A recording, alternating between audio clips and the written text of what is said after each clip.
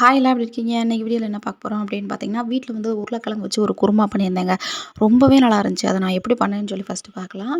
ஒரு குக்கர்ல வந்து எண்ணெய் சேர்த்துக்கிட்டேன். எண்ணெய் நல்லா காஞ்சதுக்கப்புறம் கொஞ்சம் சோம்பு, 2 கிராம்பு சேர்த்துக்கிட்டேன். அது கூடயே ஒரு பிரிஞ்சி இலை, அது கொஞ்சமா பட்டை சேர்த்து நல்லா வறுத்து விட்டுட்டு, அது கூடயே கருவேப்பிலை, நீட்ட வாக்குல கட் பண்ணி வச்சிருக்க ஒரு பெரிய வெங்காயத்த சேர்த்துக்கிட்டேன். சேர்த்து நல்லா வதக்கிட்டு, அது கூடயே நல்லா பழுத்த தக்காளியா, பெரிய தக்காளி ஒரு தக்காளி சேர்த்துக்கிட்டேன்.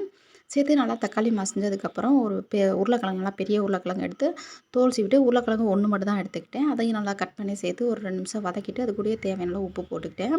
உப்பு போட்டு அதையும் ஒரு 2 நிமிஷம் வதக்கிட்டு, அது கூட மசாலா ஐட்டம் வந்து கொஞ்சம் மஞ்சத்தூள், அது கூடயே காரத்துக்கு தகுந்த மாதிரி மிளகாத்தூள் தான் சேர்த்துக்கிட்டேன். சேர்த்துட்டு கொஞ்சமாக தண்ணி ஊற்றி நல்லா கொதிக்க விட்டாச்சு. அது கொதிச்சிட்ருக்க டைம்லேயே கொஞ்சமாக வந்து மசாலா அரைச்சிக்கிட்டேன். கொஞ்சம் சோம்பு, அது கூடயே கொஞ்சம் கசகசா, ஒரு துண்டு இஞ்சி, 4 பல் பூண்டு, ஒரு பெரிய வெங்காயத்த வந்து சேர்த்துக்கிட்டேன். அது கூடயே தேங்காவும் சேர்த்து நல்லா பேஸ்ட்டாக அரைச்சி எடுத்துக்கிட்டேன். அந்த அரைச்ச பேஸ்ட்டை சேர்த்துட்டு அது கூடயே தேவையான அளவு தண்ணி, நல்லா உப்பு காரம்லாம் பார்த்துட்டு தேவையானதை சேர்த்து குக்கர் விசில் போட்டாச்சு.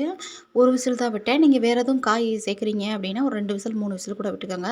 ஃபைனலாக குருமா இப்படி தான் இருந்துச்சு. செம்ம டேஸ்ட்டாக இருந்துச்சு. கண்டிப்பாக ட்ரை பண்ணிடுங்க. மிஸ் பண்ணிடாதீங்க. பாய். நாளைக்கு பார்க்கலாம்.